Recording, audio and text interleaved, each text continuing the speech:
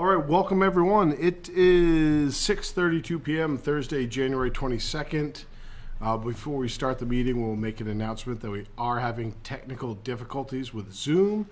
So if you are with us on Zoom, please be patient, and we're hoping to resolve this matter momentarily. We'll start off with a roll call of members. Matt Yetton, myself, present. Susan Wood is excused. John Christ. Present. Phil Emery. Here. Michael Bouchard. Did anyone hear from Michael? No, but I heard he was not feeling good there All right. 2 days ago. Michael is absent tonight. Molly McCann, you're with us online. Here. Excellent, thank you. Neil McGyver, you're with us online. Present. Excellent. And Bradford Puffer. Yep. Bradford, would you like to be seated as a voting member tonight? Well, please do. All right, excellent. Well, welcome. We have 4 members, full voting members present tonight for a quorum, and 2 online. Is that what I can see? Mm-hmm. All right, perfect. We'll start off with a review of the minutes from January 15th's meeting. I'm going to assume that most of us have not read these in close depth at this point, since we just had our meeting last week and didn't have these ahead of time. I'm willing to assume the best, or we can just read through them right now, I guess. I was skimming through them before the meeting. I didn't see anything immediately stand out.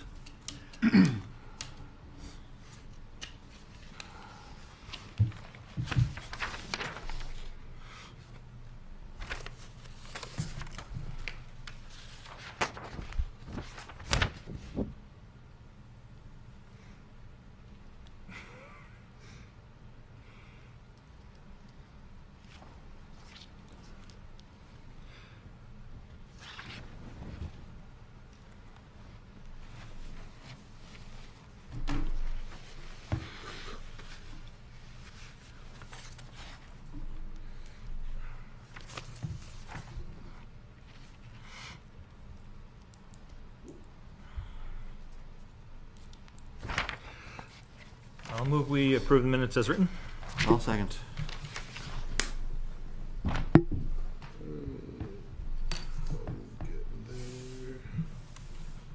Molly, Neil, did either of you have comments on the minutes? Do you have the minutes? I do not have the minutes, so I will be abstaining. Okay. All right, there's a, because Neil's not, they weren't sent out digitally, correct? Correct. We just got through. So if there's no more further discussion, approval of the minutes with a motion on the floor in a second, all in favor? Aye. Aye. Opposed? And abstentions? Abstain. Excellent, thank you very much. Let the minutes be put in the records for eternity. Or at least until That's a long time. started. All right, do we have any public comments that is not related to anything on the agenda tonight? If so, please come up to the microphone or raise your hand on Zoom. It does appear that we have one more person there. No, I think it's just, is it? It looks like we have just a town hall. Oh, that's John, okay. Perfect. Any public comments, folks, right now? Okay, great. Joseph, agenda item number 5, communications received by the board. Yeah, we Do you have anything to discuss? we do have 2 communications in the packet. One is, or at least I should say, recent communications that are not in the packet but are with us today, and we can talk about those as well for those who are on Zoom. I don't know if you would prefer to hold them for agenda setting or not. Either way is fine. Both of them do pertain to requesting the planning board to consider different items as a part of their agenda. One from Tom Newcomb and one from Steve, who's joined us here tonight. Okay. Steve, are you going to hang out with us first when we get to that part? If we can discuss that then, is that fine with you? Okay, we'll hold those if those items pertain to that. We'll fold those into that part of the agenda. All right, thank you. Any reports from committees? I don't think so tonight. All right.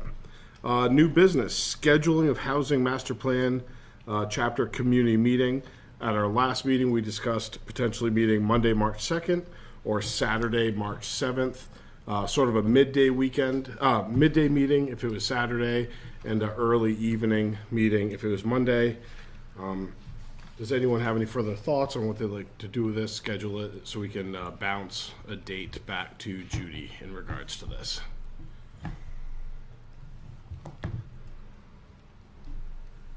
At our last meeting last week, we seemed kind of inconclusive as to which would be better, or, We punted. yeah, and We did punt. and I have no more clarity today than I did a week ago. Neither did I, and my opinion was whatever gets the most turnout, and I don't know what the answer to that is Yeah. really. Joseph, any thoughts? Kind of depends on the weather. Yeah, I think Yeah. that's a good point. I think you're right. I mean, we definitely would want to pick whichever one would get more people. I think whichever one is going to get more people, it's hard to know. Yeah. Because we haven't really run a lot of weekend meetings. We've run a lot of evening meetings, and we kind of know what to expect as far as turnout for those through the Okay. HOP project. That's right. They're all weekday evening meetings. I say we stick with weekday evening. I feel like those numbers have been good turnouts. I like the idea of potentially thinking optimistically, like, oh man, weekend, more people might come out, but I don't know if that's accurate or not. So I say we stick with a weekday. Phil? If it's a sunny weekend, people are gonna not want to come in, and they're gonna go early March can be cold and wintry, or it can be sunny, and Great snowshoeing weather if the sun's out. Like, yeah. May I ask if anyone was able to go to the Habitat for Humanity meeting at the Old Northway? I How went. was the turk on a Saturday? it was very snowy. It was snowy and cold and very slippery, and I think there were about a dozen of us there probably. Yeah, I do think it could go either way. I think we're probably gonna get maybe different groups of people depending on weekend or weekday, but probably people are kind of more business minded on a Monday than on a weekend. So All right, I will move that we propose the March 2nd, I'll second. Perfect.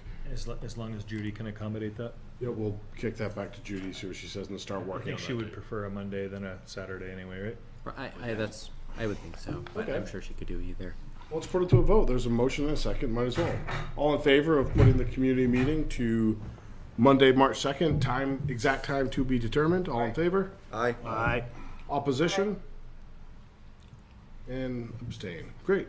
We'll try Monday and work out a time with Judy. Sounds good. And then any preference, strong preference on meeting location, we could try to do the library community meeting room or the Bobcat Cafe at the high school. It may depend a little bit on which one is available. I would prefer the library. Yeah, me too. if Library that's would be a nice available. space if it's available. Yeah. Okay. What time? That's when again, the 22nd? Time to be determined, Neil. March 2nd? Yep. Evening. Yeah, I know, but is it 6, 6:30, 7? We're going to work that out with Judy. Oh, okay. I'm assuming, if I had to guess, we'd probably be around that 6:30 time, but I think before we go and put a time out there, we need to check with Judy's schedule.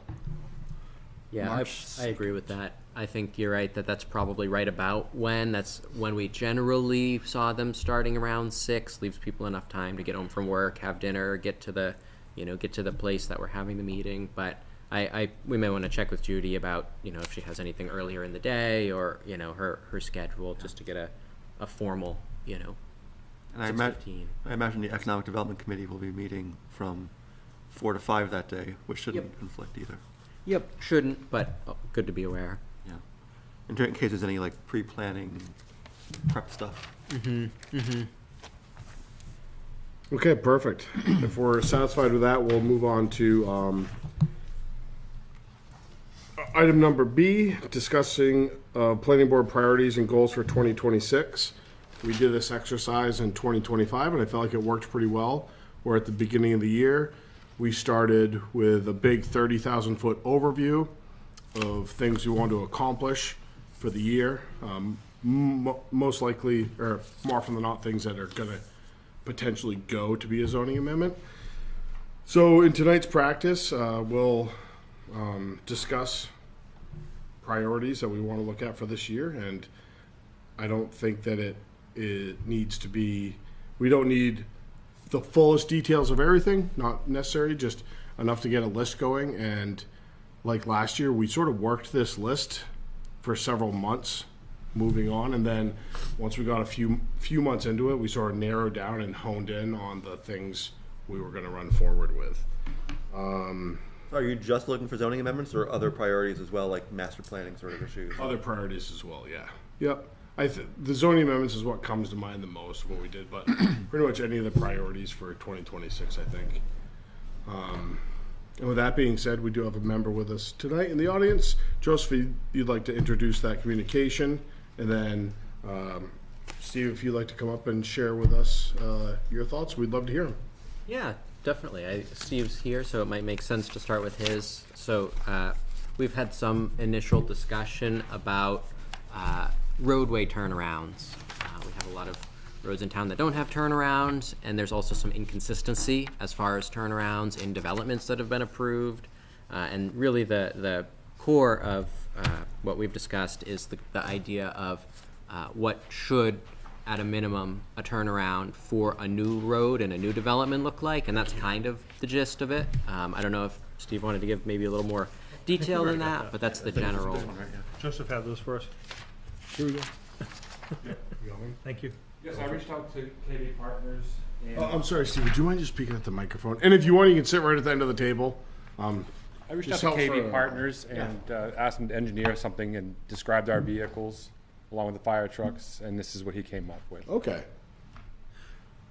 So my question, I think our subdivision standards address all dead-end streets shall be provided with a cul-de-sac or turnaround providing adequate room for the motion of snowplows and fire equipment. It's somewhat generic. This is a much more specific design for a hammerhead. I actually kind of like cul-de-sacs more, but I mean, I guess there's always some flexibility in design with a hammerhead, right? Right, well, like for instance, what I'm having now with Page Street is there's a problem there, and there's not enough room to put a turnaround there. Right. And I'm thinking that like when we reviewed the submission for Chatterin Lane last year, I think it was it Ski Lift Lane, which is the uppermost road, had originally been designed with a cul-de-sac, and when it was built with basically a hammerhead. Yep. And you know, it kind of bothers me that we don't have better enforcement. You know, when there's a cul-de-sac on the plan, you know, I kind of would rather have it built that way unless it's permitted or unless the plan has changed. Right, or if it's ample, where it's, Right. because you probably have an Change issue. boundary lines and all kinds of things. And I think that if we get ahead of, if it's before that's done. Yeah. But because like you need a place to put snow. Exactly. Like some might say, oh, you can turn a truck around there. Well, you can turn a truck around the first snowstorm. But middle of February, if we've, it might Icy become banks. difficult. Yeah. Because like top of Point of View must be a nightmare. It's not horrible because we can go and push it over the banking. Oh, okay, there's space to put it. Go ahead. Yeah, please. I guess I'm trying to think through this. The flexibility that we currently have is kind of nice in some ways, because it allows multiple different options. It is supposed to go through departmental review, anything like this, and so presumably anything new should go through department review and hopefully be built in a way that would allow for proper turnaround. But I was wondering, like in our subdivision regulations or what have you, if we did leave it kind of flexible and subject to department review, but at the same time give a couple of templates of things that would work. So you can choose like one of these that we've already outlined for you, a cul-de-sac, a hammerhead, or, whatever it might be, that will work and are pre-approved, like, well, I don't know, pre-approved, but like, would work and we would approve them as created. Or, if you have something else that makes it through department review that you think would be appropriate, you can propose that as well and see if it makes it through department review. And that would be, site subdivision regulations, I suppose, which we can change anytime we want. Right. And this is very simple. I mean, if this is a standard that needs to be met, sort of as a minimum, like this doesn't get much simpler than this standard. Right. I mean, and if you're going to be doing a subdivision in the town of Plymouth, and this becomes a challenge, Yeah, It's- that's right. It looks I very simple. I would have concerns elsewhere. I think that I do like cul-de-sacs too. Maybe we introduce something, because I don't want to shoehorn someone into it has to be a hammerhead. When like, listen, my design for the subdivision, a cul-de-sac would work really well, and then along with all departments, fire, highway, being able to sign off on it. But So if we have a few templates, but Yeah. also still give people the flexibility if something else passes department review, you know. If I recall correctly, I think UNH had some like model road standards that towns could use for subdivision requirements. I don't have an objection to including this in our subdivision requirements as an appendix, but I'd actually like to have something similar for cul-de-sacs. So I'll be honest, the cul-de-sacs aren't really the problem. I mean, we should definitely have something in place. Yep. There should still be a minimum radius, right? Correct. For, right. so But that either fire way, I trucks have a and place to plows put it. can I have run. a huge circle. It's where we can't put a cul-de-sac in. That's where my huge problem is now, where a hammerhead has to go in, but there's no regulations on a hammerhead. okay, yeah. So you're not necessarily saying hammerheads only, because No, cul-de-sacs work absolutely fine. not. But where we need to do this, Yes. and this is quite. I mean, this is simple, Similar to but this. it's like this works for you, you know, Right. as at least the minimum. So Page Street, that's the one where we had the subdivision originally, or we had originally had a site plan for For storage, storage. and then it got changed to housing. So Page Street was terminated, and they came in from Yep, Crescent. yep, that's the one. And And the site So- plan had So, a I mean, turnaround. Page had always been a dead end, right? Yes, but we had this huge, this was all cut out, so we actually pushed all the way down. Got it. Okay. But now this Yeah, is that what makes they're sense. giving us here now. Okay. Yeah, it's not enough. Yeah. We've gone back 3 times, just back and forth all the time. Right. yeah, and one of the conditions, just a little bit of context as well, or background, one of the conditions of the conditional use permit was to provide the town with an easement for a turnaround at the end of Page Street, and that is. This is back when it was when It was when it was a site plan for storage, and then it was also included in the conditional use permit Oh, for for the- the okay. housing. So that is, I would say, in progress. The town just got a first draft of that from the applicant, and it hasn't been able to be brought forward yet. It just came in, but that's part of this conversation too, and part of what prompted this question. And you know, I think, like you said, there are certainly ways you could word something in subdivision that says, you know, turnaround options include hammerhead at a minimum, you know, the specs listed in Appendix A, cul-de-sac at a minimum size as shown in Appendix B. You know, you could probably do something that's flexible in language, like you said, gives options, or you could do something that says, you know, at a minimum, a hammerhead to this spec or other option as approved by the board in consultation with highway department. There's a few ways you could try to Write that still up. make sure you're allowing for cul-de-sac or, you know. Yeah. Where do something we else that works. regulate this now? In our subdivision regulations? Yep. Or site plan? In subdivision regs. Yeah. I had to There's find it. I had to find it myself. It's under J, streets, sidewalks, and bikeways. Okay. I was thinking that there's also, I mean, I'm in support of making specs that are gonna make it easier for the town to manage its roads, of course, if that's what this is mainly talking about. I think that this is maybe connected to a wider conversation about connectivity as well, right? In terms of hammerheads being a form as opposed to a cul-de-sac that could allow for further connectivity in the future between subdivisions. So that's kind of something I'm thinking about as well. I'm not sure. It's a little hard to follow the conversation on Zoom, but I just wanted to throw that in there. I agree that connectivity is important, and I actually wonder why we didn't encourage Page Street to continue onto the private road when this was originally approved, so that you know, You mean the housing one? yeah. Because it's not a private road. It's a driveway. Oh, it is a drive. Oh, right. Otherwise, I think we would have. Yeah. But I think it, Right.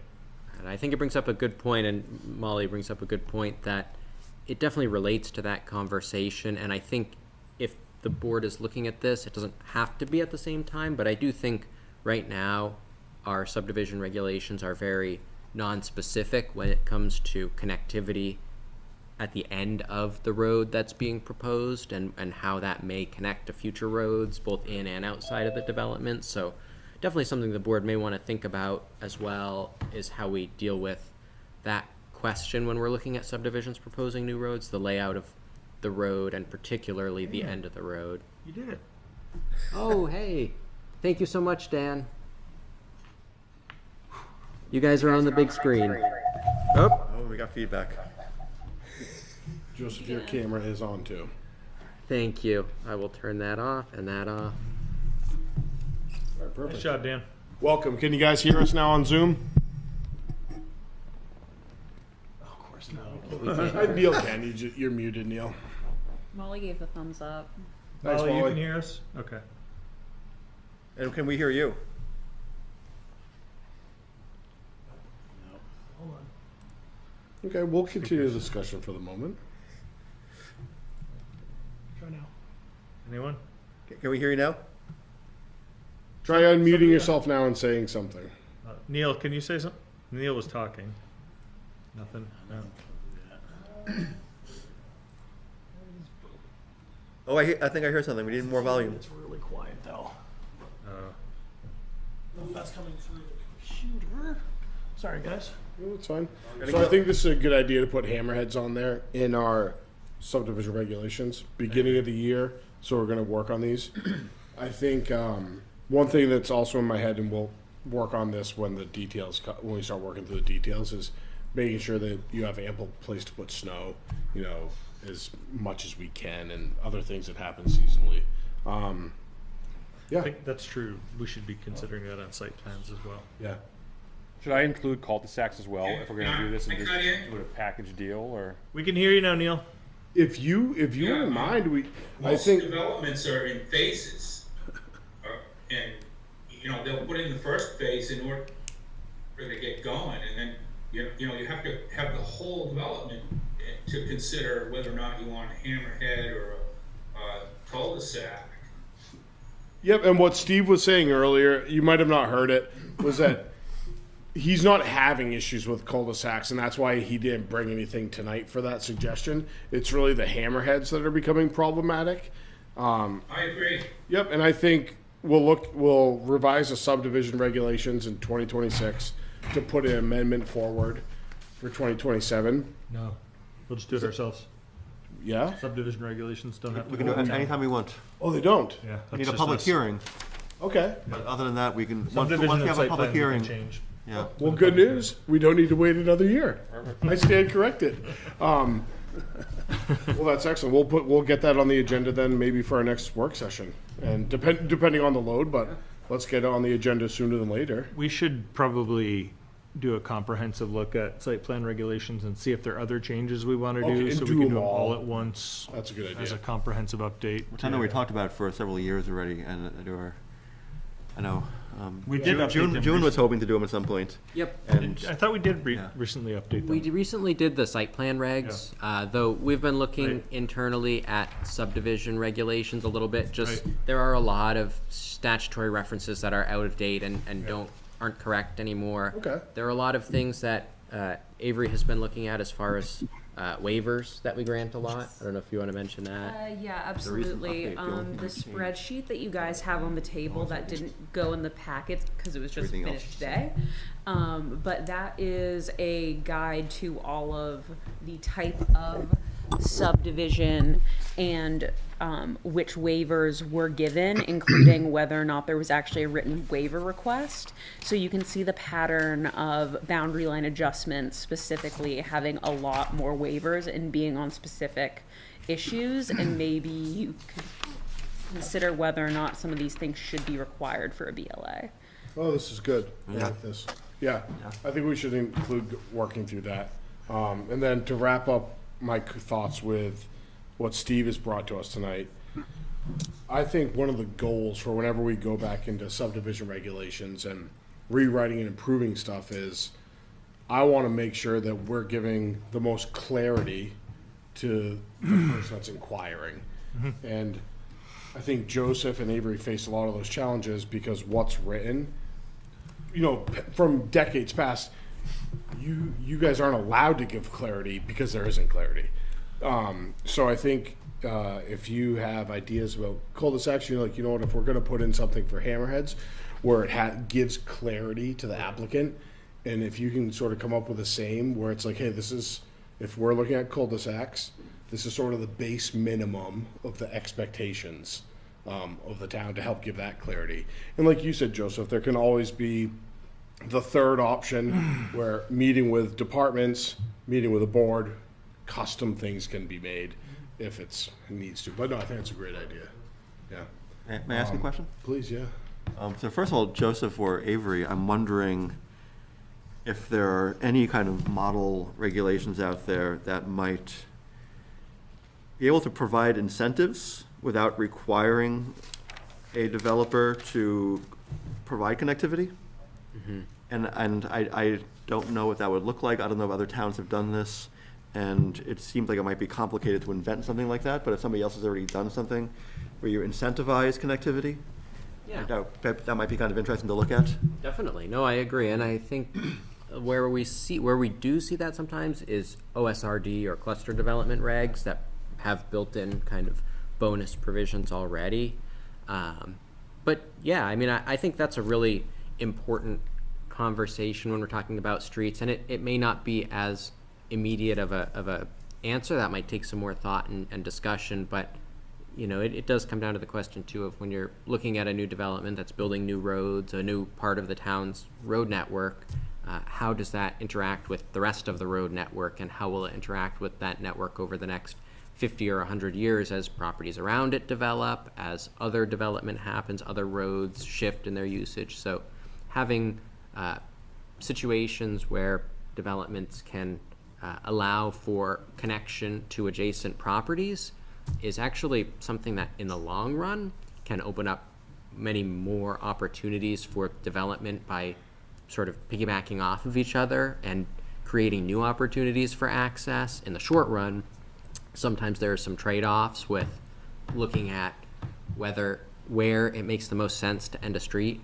But if you have right-of-way that allows for a street to be extended in the future, there can be some real advantages to that. There's also obviously things to consider as far as if that is overly burdensome in certain circumstances. So I do think that conversation about the long-term thinking about the town's overall road network as it relates to some of these road design issues, again, it's much more big picture than what the actual spec of the road is per se, because you might have two developments and one has next to it a large undeveloped piece of property that looks pretty obviously like it might be developed in the future. You may want to incentivize in some way that person to development A to leave right of way so that the road can be connected with the road in development B, so that in the long run you actually have a sort of complete street network between those two. Or there might be circumstances where it actually makes more sense for the network not to go all the way through. I mean, there are definitely a lot of things to consider with that, but the turnaround does, where the road ends. You see examples of cul-de-sacs that just end in the middle of a tract versus that go to the end of the tract and leave a 50-foot strip so that it could be extended in the future. We have both in town, and you can look at some of those examples and see where there were advantages or disadvantages of both. My other comment or question, I'm not sure which, is for example, when we did the site plan regulations, staff helped walk us through that pretty closely, because unlike a zoning ordinance, some of this can get pretty technical in terms of like application procedures and what applicants are going to be asking for, looking for, and sometimes having staff insight is more helpful there than it is in like zoning amendments. And I'm wondering if you guys have the capacity, and this is also why we asked June at some point to work on the subdivision regulations before she ended up leaving. If you guys you have the capacity to kind of really walk us through the subdivision regulations, because it can be complicated to get through. Does that make sense? It does. Yeah. Yeah. And I think when we're going through all this, it's always what is helping you guys. I get a sense if you just told us to like look through these and say, hey, what do you want to change? Oh yeah. Well, yeah, and I think I agree. My question is usually, what issues are you having? You know, when someone calls in, just like this, you know, routine things we're doing waivers for. That, you know, that's a great thing for us to look at it. It sort of goes to like, what calls do you get every single week where you're like, I can't give clarity. You know, if it's in relation to the subdivision regs, I can't give clarity to the person inquiring because clarity isn't written. No, agree. Totally happy. We're happy to work on that with you guys, and also, you know, there's that division, right, between these really sort of more conceptual policy questions of, you know, what should the certain, you know, specifications be that we're looking for from a more big picture perspective, like what is the type of road network we want these developments to be helping to facilitate, you know, that kind of long range planning thinking that can be embedded into these. And then there's also the question of, you know, the timelines for reviewing applications and procedures are mostly dictated by RSA, which has changed a lot since 2002 when these were written. And some of those things are just, we really, you know, for example, it came up when we were reviewing a development of regional impact that the process that's actually written out in these regulations is not in compliance with the new development of regional impact statute. So some of those things we just,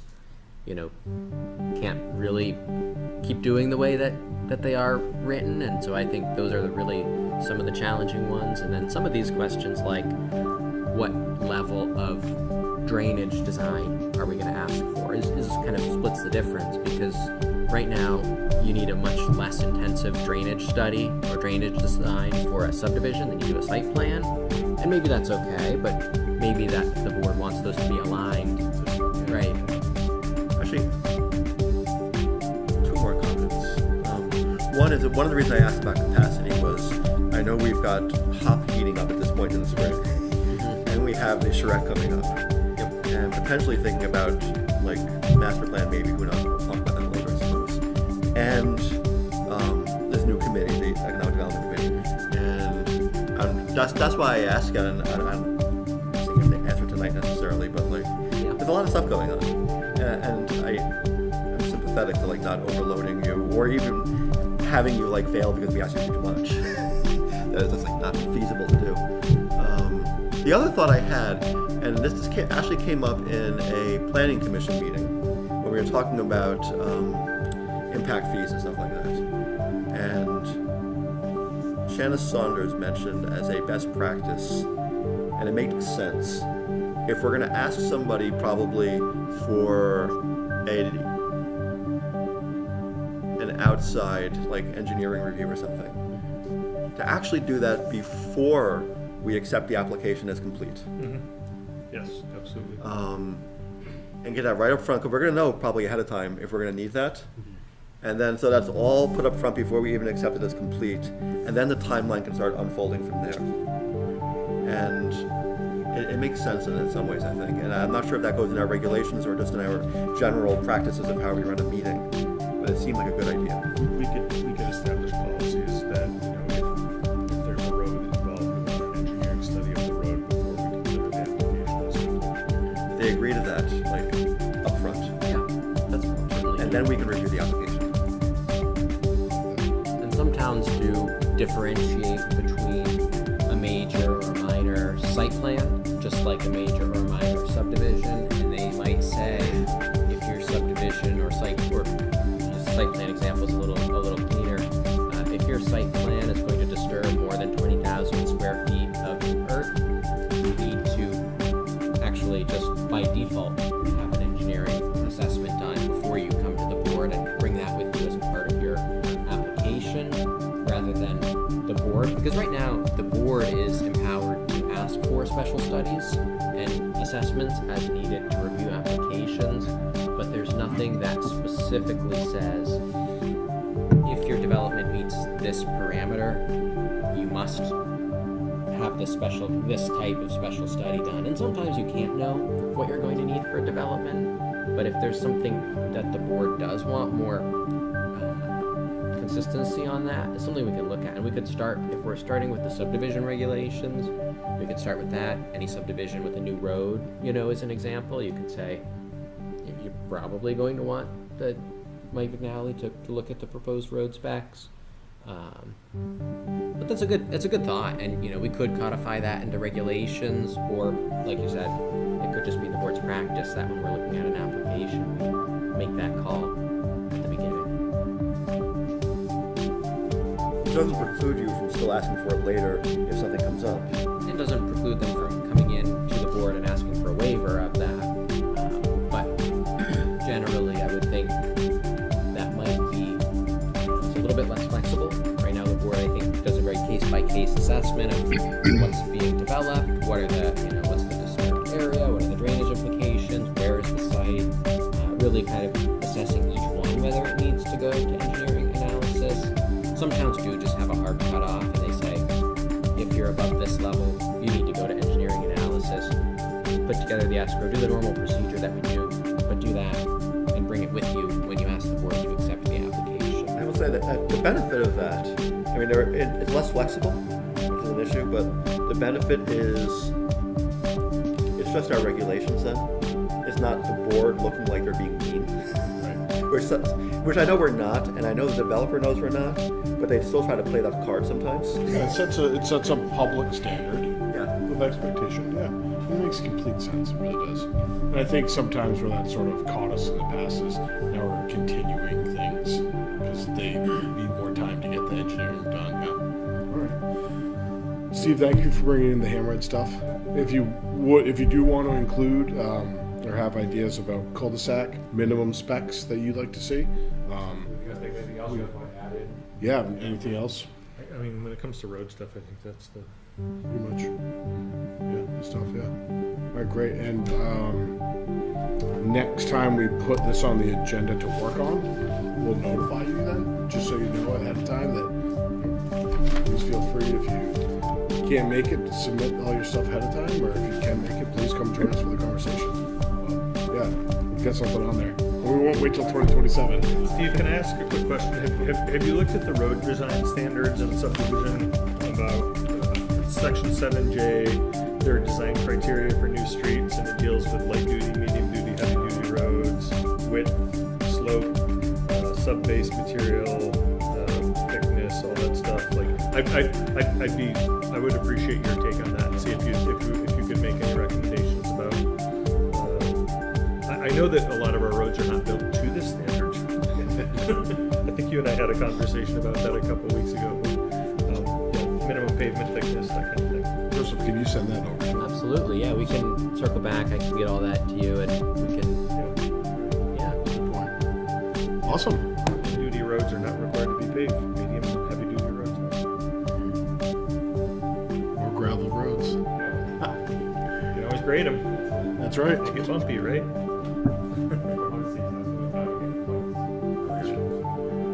Oh, jeez. It'll be here soon. Great, thank you. Sounds good. Don't wish winter away yet. I know there's some good started. there's some good snow coming. There is. Thanks, Steve. Thank you, Thanks, appreciate thank it. you. Thank you. Thanks for keeping the roads in great shape. Please share our thanks with the entire crew. Thank you. Thanks. Right. All right, so we'll look at subdivision regs, and we'll make sure to include this stuff.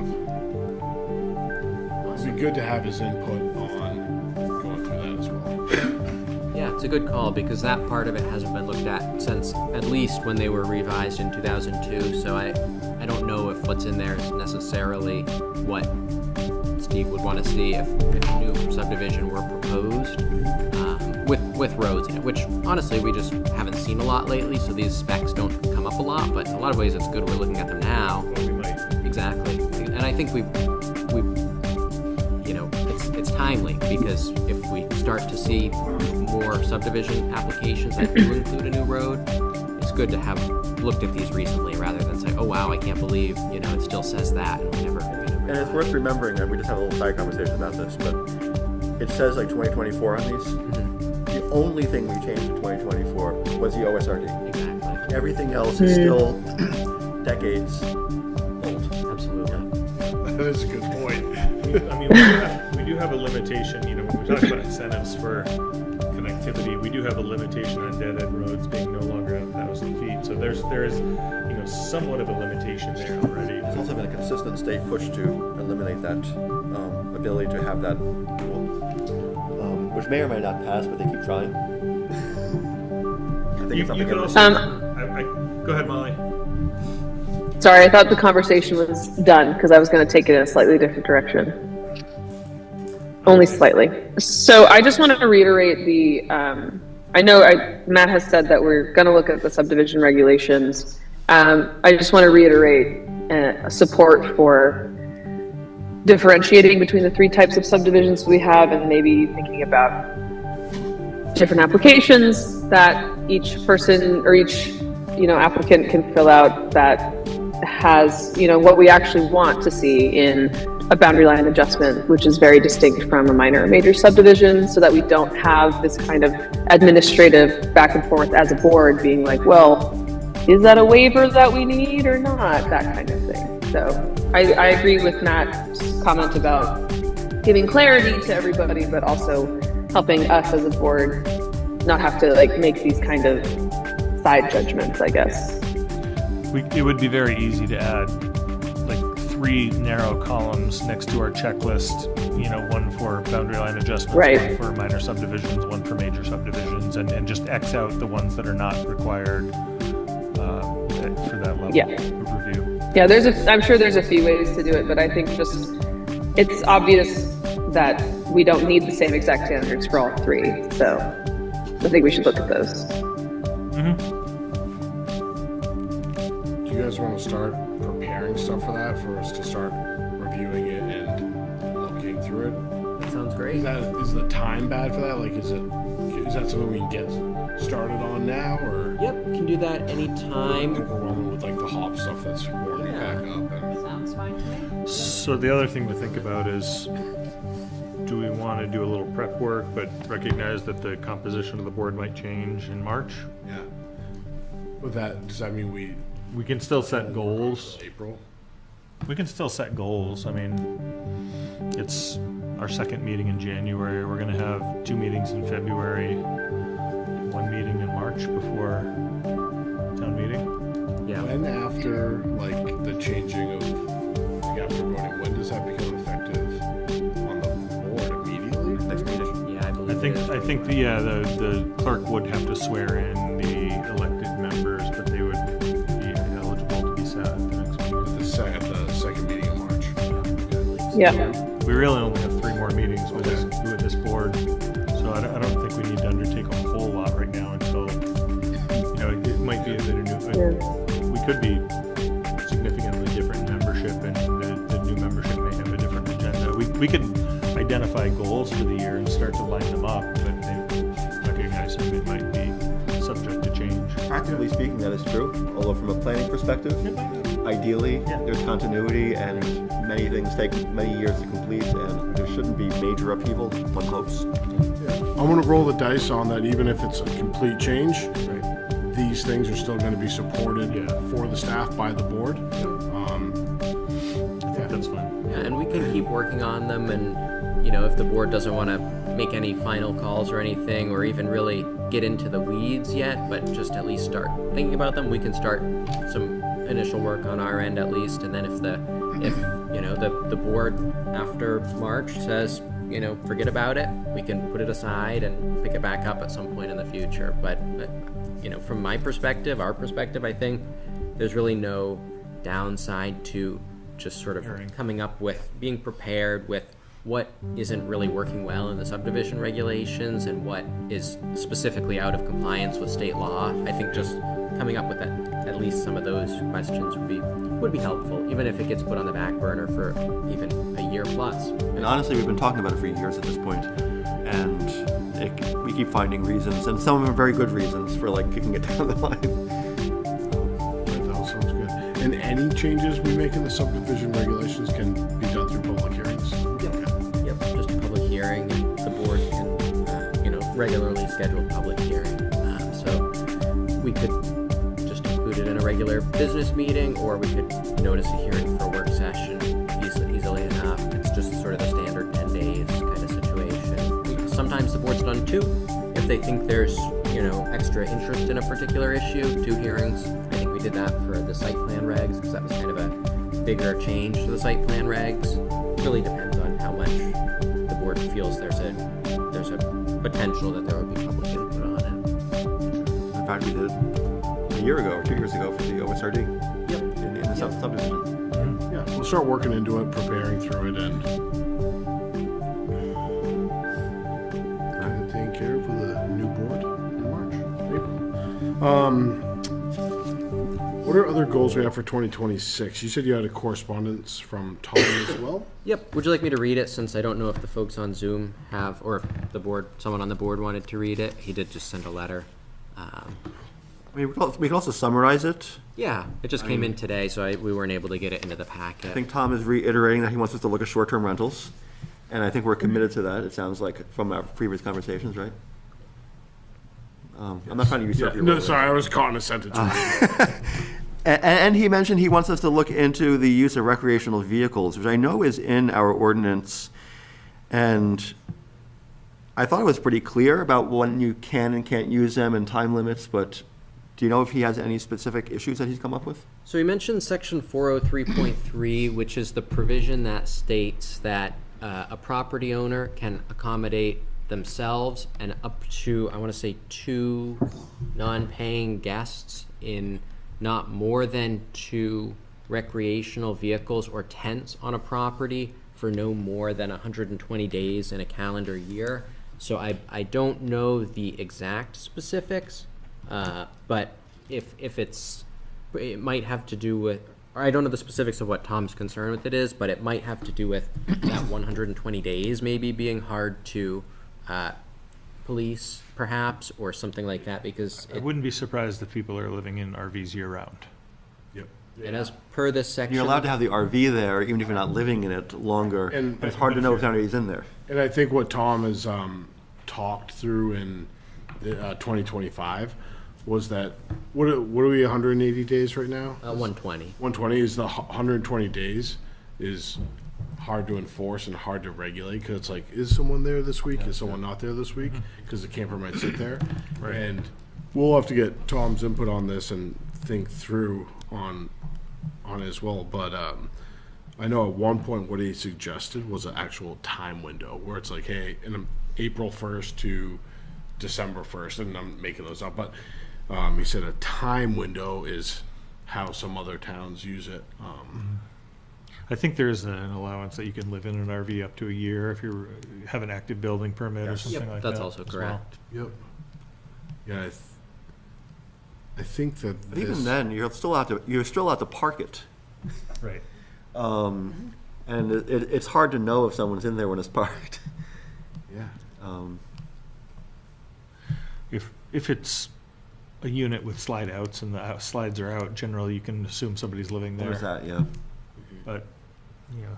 And I think often my sense of these provisions are that they are intended to prevent situations where people may be living in an RV through the winter, where there can be some safety hazards with things like gas heaters and stuff like that.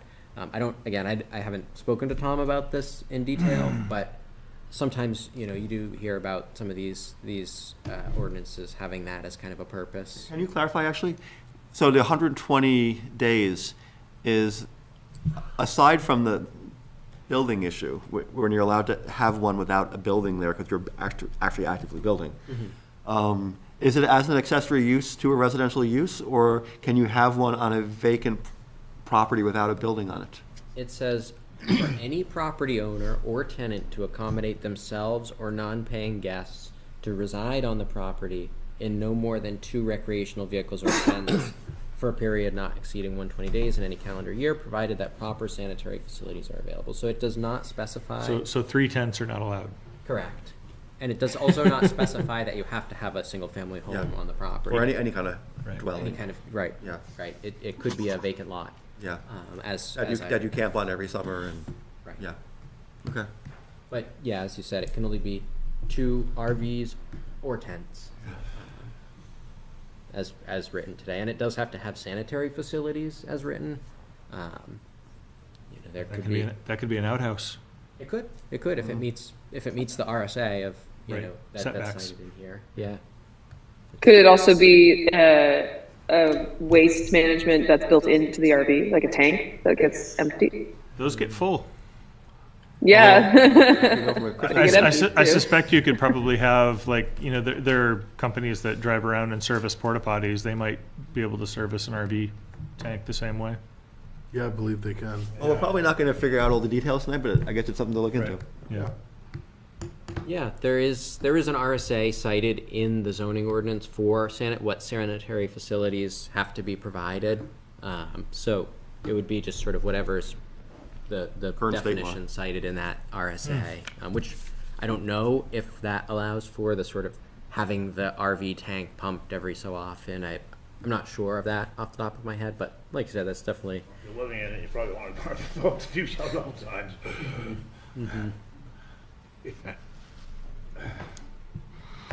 I am happy to prioritize the 2 requests submitted by Tom.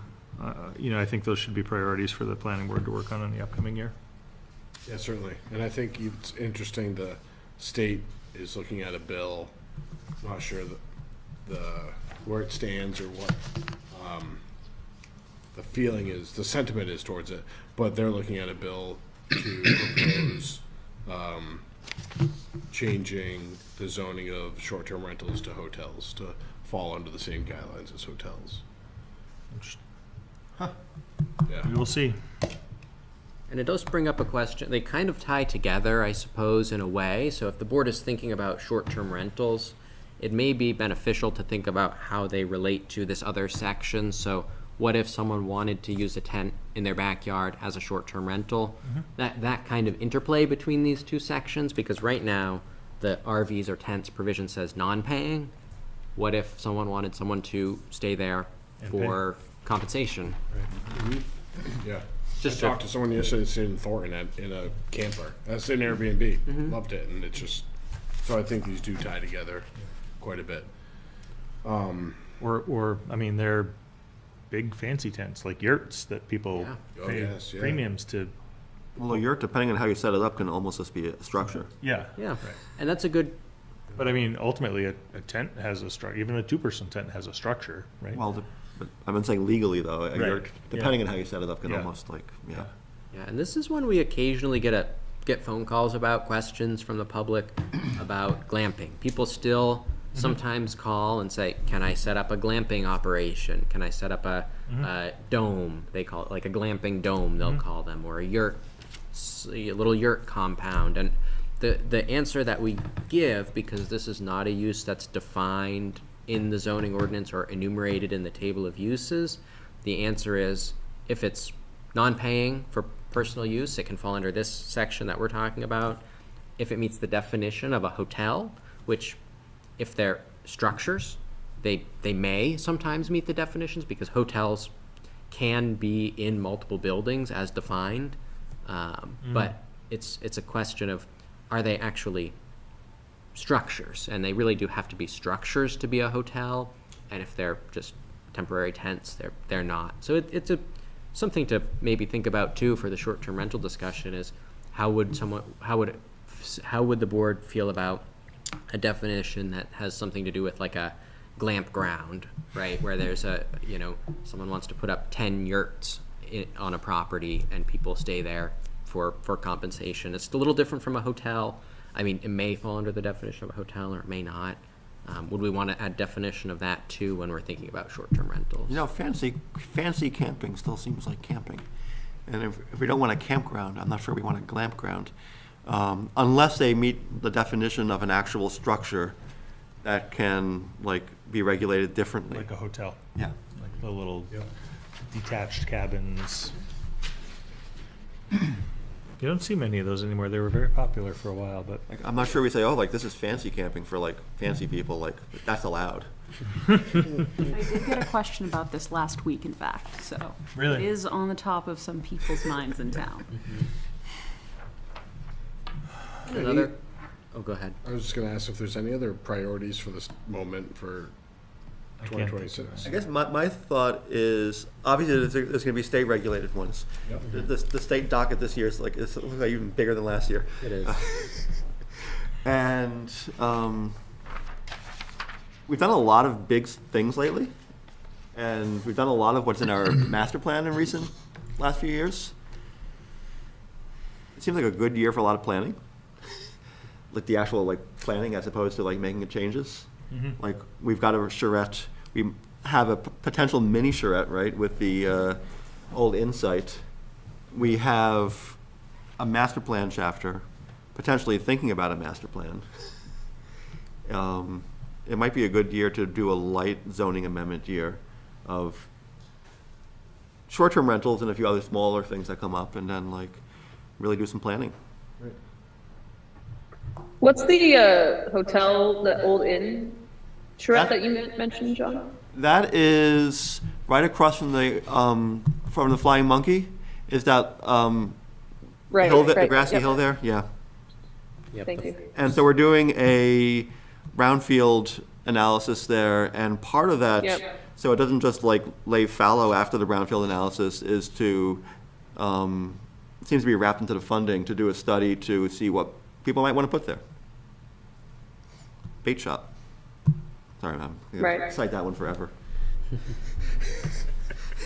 Yeah, I was going to mention that it's definitely time for us to start thinking about what needs to happen for the master plan and think about who we might want to hire to do the master plan, putting out an RFP, all of that jazz. Because I was looking at the master plan from 2018 and they had started doing meetings in 2015, so 3 years early. And so we're in 26, so we're 2 years. And we already are doing really good stuff. I mean, obviously the housing master plan is going to lay some groundwork for us. But I do think that what John just said, thinking about that 2028 publishing our next master plan, should also probably be one of the conversations we have.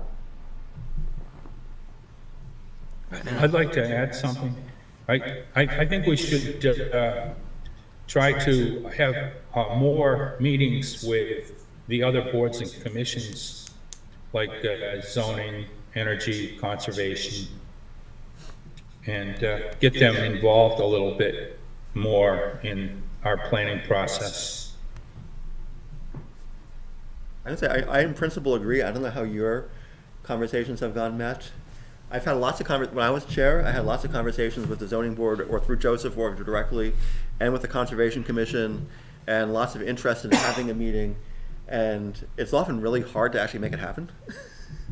I find that's usually that's the truth of the matter, is that we do sometimes, we routinely, I say routinely, maybe on a yearly basis, meet with the ZBA. We tried to. It hasn't happened actually. been now in a challenging, little yeah. bit, yeah. We did one in July of last year. We did. That's right. We Yep. put it off for a while, but we did eventually happen. Okay. Yep. But it is hard sometimes. And these, to the question or the point about the master plan, I mean, master plan, is kind of ideally a whole of town document. So even if, whatever that might entail, it may be, or it would probably be quite beneficial to see, what those boards or committees think about their respective sections. So do you know what the status update is on the NRI? I don't. Neil might know. Neil, do you have any information? They're working on it. They're getting there. On what is it? The natural resource Inventory. Yep. yeah, that becomes an important resource for The master plan. changes to planning, changes to zoning, and Well, That's the the Conservation conservation. Commission is thinking in terms of having habitat that's not bifurcated so that wildlife can actually travel from one area to another without getting slaughtered on the highway. And that, I know that's one of their concerns, is protecting wildlife, and they're also working on trying to have trails that are interconnected throughout the town for hiking. I appreciate that, and I know our current master plan indicates some potential wildlife corridors, but there's really no like planning suggestions, I think, to come out of that, of any meaningful, in any meaningful ways that actually have something actionable to come out of those potential corridors would be helpful. If we inform the animals of where we'd like them to go. Exactly, right? Put some signs up. We have a Wayfinding. wildlife zone, new zone, wildlife zone. All we have to do is put up the wildlife crossing signs and Some tell them to arrows. cross there. Please. Yeah, I think with the, I think we'll be meeting with, or working more with these other committees throughout the master planning process, for this year, next, into 2028. And we do have so at least as of the last time I looked at the CIP, there was a proposal in this year's capital improvements program to put $10,000 in a capital reserve account to begin saving up for the master plan project. So that would go in, if it's approved at town meeting and as a part of the CIP, would go into effect starting in July. So there would be some money available if this stays as sort of I last saw it, which is very preliminary. There haven't been the budget hearings yet. There hasn't been town meeting, obviously. And then there's the CIP calls for additional funding the following year to support the master plan rewrite. So there may be some monies coming available for this, though it does bring up the question of timing that the board wants to look at. Does the board want to start sooner looking for a consultant for this, or do they want to wait until some of these other things are a little further along and then look for a consultant as we get closer to middle of next year, or somewhere in the middle? I think that's a good point to think about that a little bit. And if if there does start to become funding, or if that funding doesn't become available in July, how will we want to think about our time frame for the project as it relates to procuring a consultant to help us with the rewrite, and also sort of planning out what sections, because theoretically you could hire someone with a initial smaller contract with an option that if additional monies are approved, this option kicks in for them to do the rest of it. But that might also have some risks where they might be looking at it more at a piecemeal instead of looking at one big project. They're looking at just a little bit at a time. So really some pros and cons there that we don't need to decide right now, but might be good to think about. So we have 10,000 if our budget is approved for this year. Do you know what's penciled in for the following year? Assuming we actually stick with that? So I don't think that's a budget. I think it's a capital reserve. Well, which capital means- reserve, Which yeah, means okay. that we would have to vote to release those funds next Yeah. year to be expended. Got it. And then the proposal in the CIP is for an additional $50,000 to be added the following year. Okay. So it would be total of This 60. is more of like what you'd actually need for a master plan. Right, but I think Because 10 is not very big, but it starts to lay it down. But it's also like, the CIP, you try not to put capital reserves on every line item. You try to just do one or two to make the bottom line level out from year to year. course, So, if you know if your goal is to expend a certain amount in a given year, No, I get that. you're just trying to make up the differences between the totals for the year. yeah, so it's a good question, right? Of how to think about that, because really it is more of a if we're looking at a current estimate, redo an entire master plan, the whole project, just the way that the cost of consultants are, that 50 to 60 range is 60,000 is the estimate that I had received, that I provided to the CIP committee, and I had gotten that from someone. But we're going to have a chapter done already.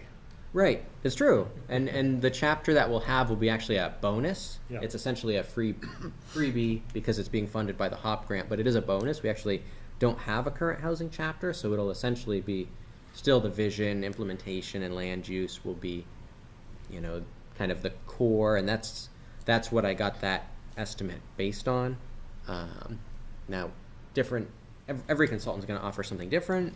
They're going to offer different services. I mean, you can pay as much as you want, or you can pay, lower amounts. This is what I got as this is the full project. From a private consultant as opposed to, Actually, that was a regional planning commission estimate. which might be on the lower side of. Yeah. So it does, those are all things though that I think when we get to the time to begin thinking about procuring a consultant, that those will be some important questions, and perhaps things that we also won't really know until we go out for procurement, because every town is so different that, our scope of a project might be different enough that, it's something, you can't exactly, or you typically don't, you can't really do like an off-the-shelf, off-the-rack master plan so much. Each, contract is kind of tailored to the budget and the needs of the town as best the consultant can do. So that's a reason you might want to go, you could do RFQ first or something like that, pick a consultant you like, and then try to negotiate a contract with them, see what they're willing to do. Or you could do like an RFP and say, this is our bottom line, what can you give us for this amount? Which might be more, there's pros and cons of that because it gives you both more and less flexibility, I suppose. So it might just be a good year for like planning to plan then? Yeah. So we know we're getting a housing master plan chapter. Yep. We're getting an NRI at some point, which is going to feed into our master plan. The Economic Development Committee is starting to think about needs along those lines. And we can start thinking about what we want from a consultant. And what that might look like and what a RFP or RFQ might look like. Right. Without actually doing the work in earnest yet. But we're already starting to collect the data from the Conservation Commission, from the HOP program, and from all these other places, that when we finally do it, we have a lot of data to hit the ground running. Yes, Right. I agree. Be nice. Perfect. Yeah, because I think it's going to take a lot of thinking to think, like, what is it we actually do want a consultant to provide for us? How are we going to, if we put out an RFP and we get a bunch of applicants, how are we going to evaluate who we choose? What kind of rubric do we want to use? All of that takes a fair bit of planning and thinking ahead. So I think planning for planning is. And we'll have a charrette that we can give the master planner to say, hey, we have a charrette of our railroad square area. How does that fit into our master plan? And I think they all could, right? If the board wants to. I think a charrette could absolutely be something that is integrated into the master plan. A new NRI certainly could be integrated. So could community business engagement, as the Economic Development Committee is looking at. I mean, those are all things. This board is really the driver, but you might need to get parts from a lot of these different, and really the best master plans often have a lot of people or different organizations, different parts of the town providing support, and as a result also buying in and feeling like reflects what they know based on their particular area of focus or study. So can I actually go back to Neil for a moment? You mentioned that the Conservation Commission is also thinking about trail connectivity and that sort of thing. I mean, we do have some really great trails in this town, and at the same time I feel like the discoverability of those trails, the connectivity of those trails, the just visibility in general of our natural resources to the community and outsiders is not up to par with what it could be. I agree. To really make this an attractive place to live, to visit, to do all sorts of stuff. And I'm not sure that's necessarily, it might be going beyond the scope of whatever the Conservation Commission is looking at, I'm not sure, but I would definitely love to see more of that, and if the Conservation Commission has something to add to that, I'd love to know what that is. They're looking for easements. They'd like to, when property is being developed, they'd like to try to obtain easements for trails or wildlife connectivity. And the Energy Commission is kind of looking the same way. They're looking for alternative energy source projects that could be incorporated as kind of a pot sweetener, so to speak, when developers are looking at projects that are going to impact the town. One thing that's helpful. There are going to be some big projects coming, I'm sure. Thanks.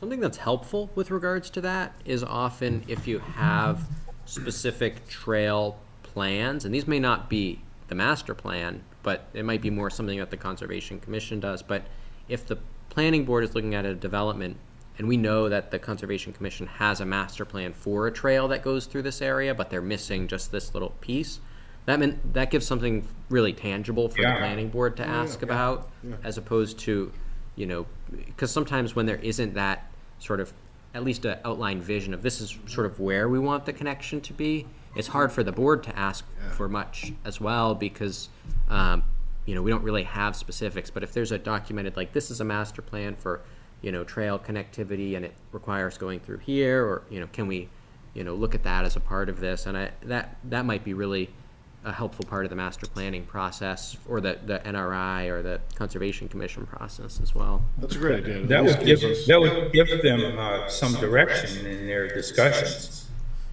Yeah, it gives us the ability to ask without approving something, not even knowing that, oh, hey, this would have been, we could have at least asked. Great.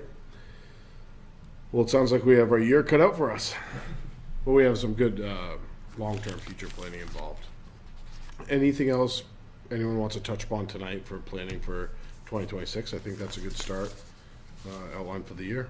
Yeah, I'll just give a really, really brief. The site plan review regulations in November, we touched briefly upon a couple of sort of procedural questions in the site plan regs, and I wouldn't say, drop everything and this is needs to be the top priority, but worth thinking about, because one of the changes that we talked about at that time was looking at the provisions that relate to the vesting period or the timeline to begin development, which we're already superseded by state law on that, so it's not good to have updated regs. And there's also the question that, as I was looking at that, came up with regards to just a couple of other relatively minor areas, like the scope of review, which can be a little bit difficult to parse through and determine sometimes for applicants. Does site plan review actually apply to my project? And sometimes the answer is more unclear than would be ideal. So just a few of those things. Doesn't, again, these are things, the regs are, they're not, I would say if you were to say which one is more confusing or causes more issues, subdivision definitely is higher on the list. But maybe at least, in the back of the mind, if there's, we have, a night where we don't have anything to do and we want to, dig through this a little bit, that could be another one to think about. Okay, yeah. Actually, if I can mention one other thing, might be worth considering. So once we do the charrette, whatever pre-planning happens for that and pre-engagement and all that, and then do the charrette in late May, it might be good to try to, it's hard to know what this looks like without actually doing a charrette first, but keeping that momentum going and having some conversations about what implementation might look like, how to keep that moving forward, if there are changes to our zoning, if we need to do, this random a TIF district, who knows, whatever. Something else in terms of planning that might relate to that space, and also just how do we, if it does generate excitement, how do we keep that excitement alive? Like going into the master planning process, going into other changes that will need to be made, not necessarily even by this board, but we can provide guidance of it for the select board or the town to make more broadly, to make whatever happens in this vision become a reality, if in fact we even like what happens, we see in this vision.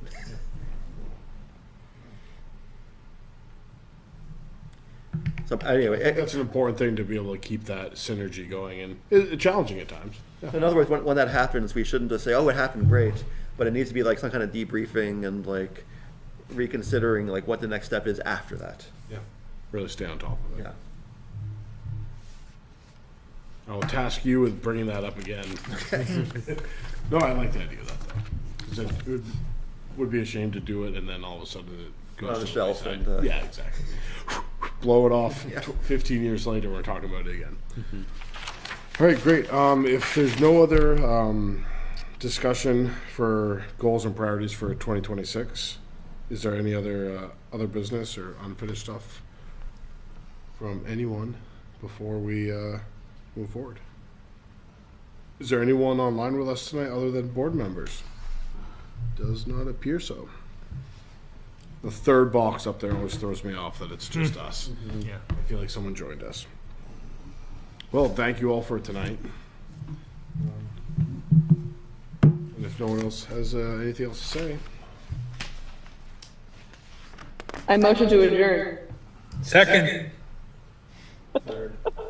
thank you very much.